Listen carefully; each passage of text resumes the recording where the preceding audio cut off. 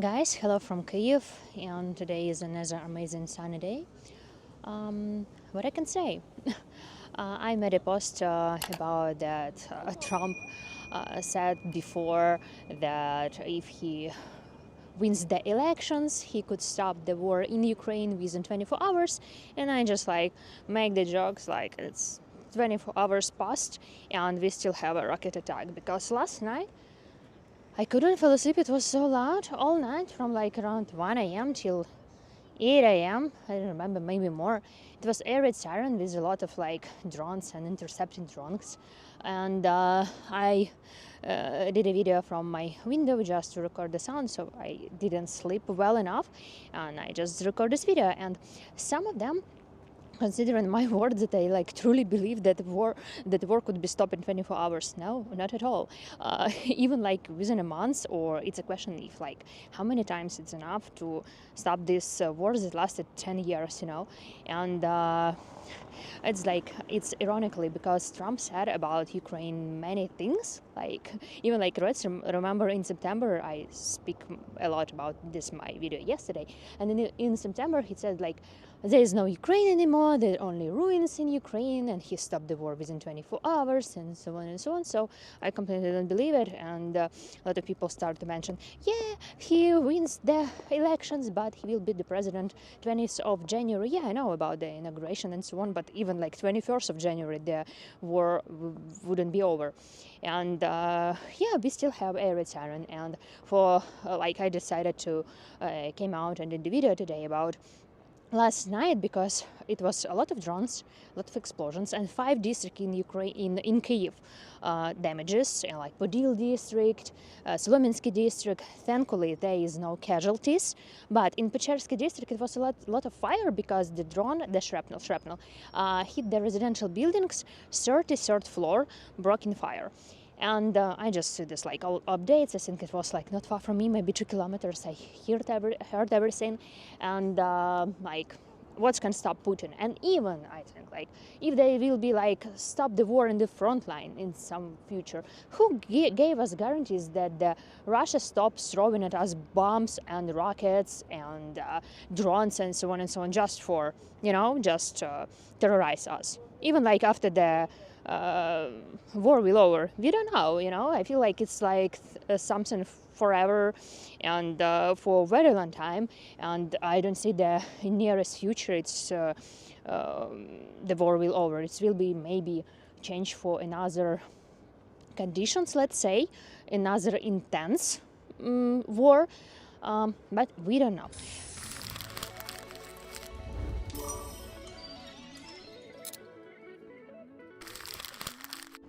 And yesterday I also read the comments, and a lot of people were wondering how is Ukrainians will react to all this. Maybe we'll be very upset and in depression and so on and so on. Like I just also would like to say like, hey guys, I live in the country, in the city where the kids are being killed by rockets, by drones in the capital, which is like actually very far from the front line. Let's remember the girl, 14 years old, she died in her own room because the drone hit her apartment.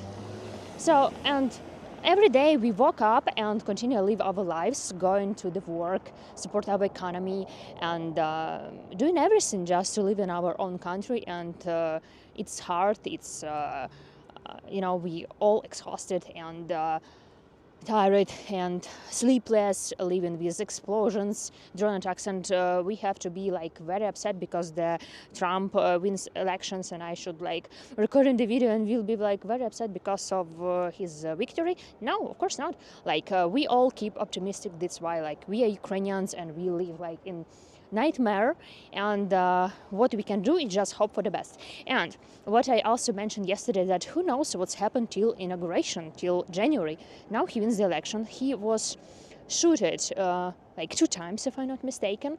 And of course, if someone kills him, the J.D. Vance will be the president. Correct me if I'm wrong or not. And I also waiting for the speech. Yesterday I was waiting for the speech of Kamala Harris, what she would say, but she like congratulates Trump and said of like peacefully transfer the power and so on and so on, because like sometimes I remember what's happened in 2020. because of the election and what the events was in the capital, but I wouldn't cover more like politics of US and so on, just like related to Ukraine. So we will see what's happened next and which support we will have, because also, just to remind, in 2017, Trump signed the document to give Ukraine javelins. So we don't know who is in his team, but there are for sure people who are supporting Ukraine and will give us support and weapons. Maybe yes, maybe no. Again, we don't know, but we are waiting. We're seeing which plan they making about maybe even giving land to Russia and which condition we will have. And actually that's it. Like we are all waiting and we'll see. Also, the beginning, like when we making the budget for our country in Ukraine, is 1st of January. Now in US it's 1st of October, and right now there is no budget for 2025. And what I read, that the budget will be around like 14th of November, and of course now it's like temporary budget, and there is no words about support Ukraine in 2025. So we have to wait again till middle of the month. We'll see the budget and possible support for Ukraine for the next year, and what is going on next. So, like, yeah, lots of questions, not many answers, and just waiting and hope for the best. Yeah, this help for Ukraine is for sure a lot of questions, because even like last year, the help was delayed within 6 months by the United States House of Representatives. Like Joe Biden wanted to help, but they didn't sign the documents and so on and so on. So because of the late help, 6 or 7 months, we lost a lot of territories and start to losing our land and at the battle in the front line.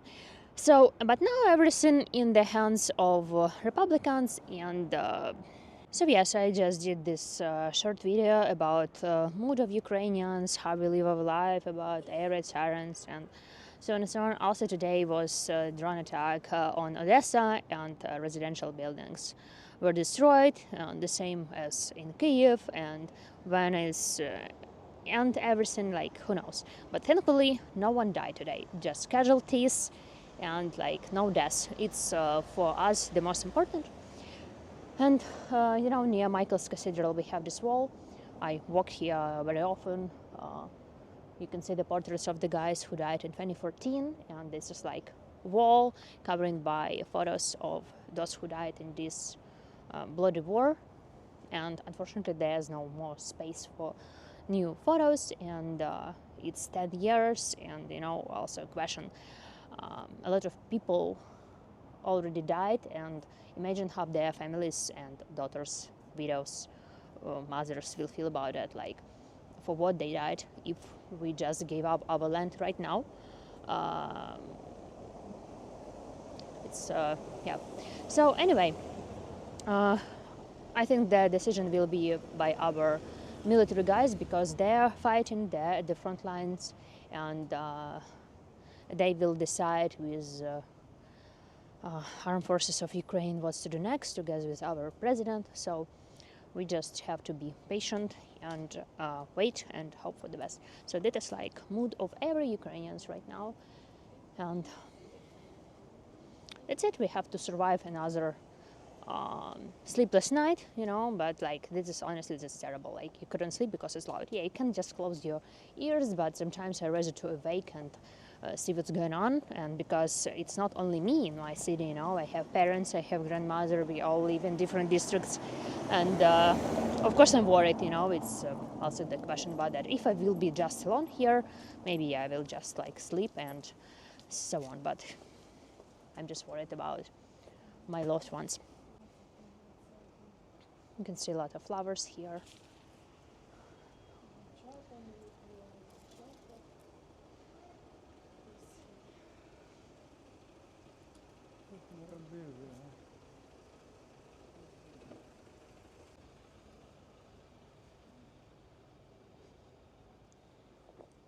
Whenever I walk through the wall or go down to Maidan with the flags of fallen soldiers, I always in my mind this idea, like we will never forget and we will never forgive. Everything what's happened in our land, how how much grief Russia make for all of us, how many children should now grow up without their dads, and what they did for our country, how much land they capture, and despite everything what they speak in their propaganda, it's like a fact. They came to other country and killed people. That's it. And anyone who support Russia and their actions, I wish not to speak with them in any period of my life. Yeah. The wall of Monastery is over here. One day when you come to Kyiv to explore history in Kyiv during the war, you have lots of different places and cafes just opposite the wall. I like this place because, Kyiv is very hilly city. From here you can see the entrance is on the first floor, but when you go inside and go to another window, you will be on the third or on the fourth floor. So let's go and have a look.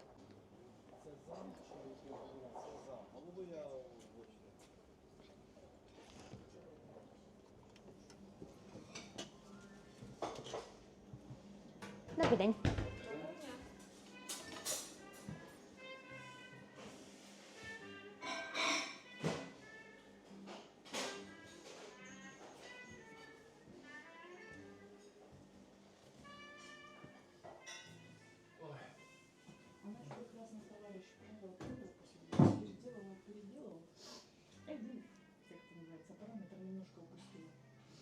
Важный. Ну, как обычно. У нас было, к сожалению. Сейчас,